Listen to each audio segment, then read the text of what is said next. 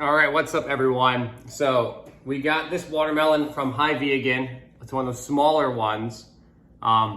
Bigger sunspot this time. And you can see the size of the sunspot here. It's almost the size of my hand.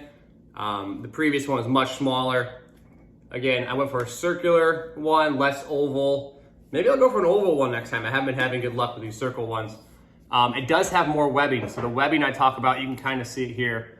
It's this, let me get a good one. Like right here, that's a good one. That webbing right there is supposed to be an indicator of pollination. So, should be sweeter. Again, I'm having trouble with my sweetness lately. So we'll dive into it. No games being played. This is the 4th of July, our previous melon. It just happened to be really, really, really small. Oh, what the heck is this? A yellow thing in it. Keep an eye on that. So, let's cut into it. Let's see. You gonna come over? You got the wife, Kelsey, in the distance, observing from the staircase. Highly anticipating the melon. Again, a thick rind with these. Not sure why these watermelons from Hy-Vee are low yield melons.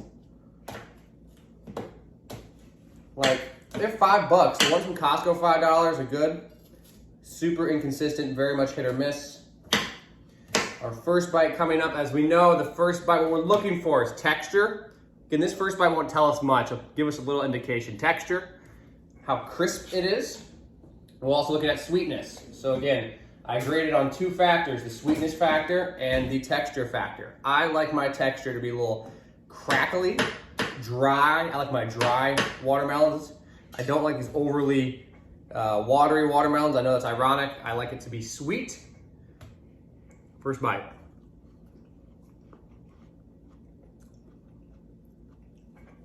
Has potential. I just had gum, so it's pretty stupid of me to not have a drink of anything before that, because it kind of just tasted like mint. But I have high hopes. My palate will be cleansed by the time I get to the next one. All right, so beautiful, beautiful coloring. Smells good. Let's see. We shall find out. I have a bowl in the sink, so stop thinking that I'm throwing a watermelon away. All you knuckleheads out there. I'm not just hucking melons. The pentagonal cut is a very key to cutting your watermelon, by the way. Best way to do it. All right, here we go. High expectations. This is a 4th of July watermelon. This is what's going to determine our freedom today. We're going to have the freedom to enjoy watermelon. Good texture. It's popping.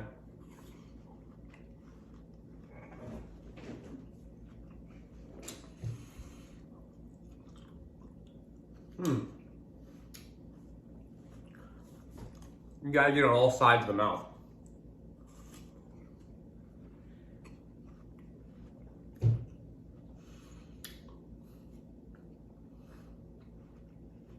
It's good.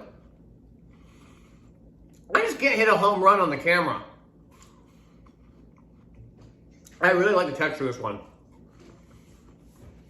It's probably a better texture than the previous 2. Probably an 8.6 on texture. It's a little crispier. Much more that styrofoam category that I like. But the sweetness isn't there. It's not really too watery either. It's just not very sweet. But one last cut. We're halfway through. As we all know, all my watermelon friends out there, that the middle is the true test. Now, a great melon is good from start to finish. Oh, this bullshit. Okay at the beginning, okay at the end, fantastic middle. But we'll go to the middle to get our final verdict here. I should give you guys an up-close view of this cut, because this is perfect. You can hear it. Good texture. It's got like that weird flakiness to it. Not flaky, crispy. Crispy is the word. Like sometimes they get so dried out and sugary that you can see in here that it's almost like there's almost little caverns inside, little holes. It's almost like if you've ever seen an anthill and like it's like in the museum where they pour the wax in it and they pull it out and it's all like very cavernous and it's like a skeleton of it. Like we get really crisp ones. They have that too, so you can hit it and they'll kind of chip away almost because they're like missing, there's a lot of space in the middle. It adds a lot of pop to it.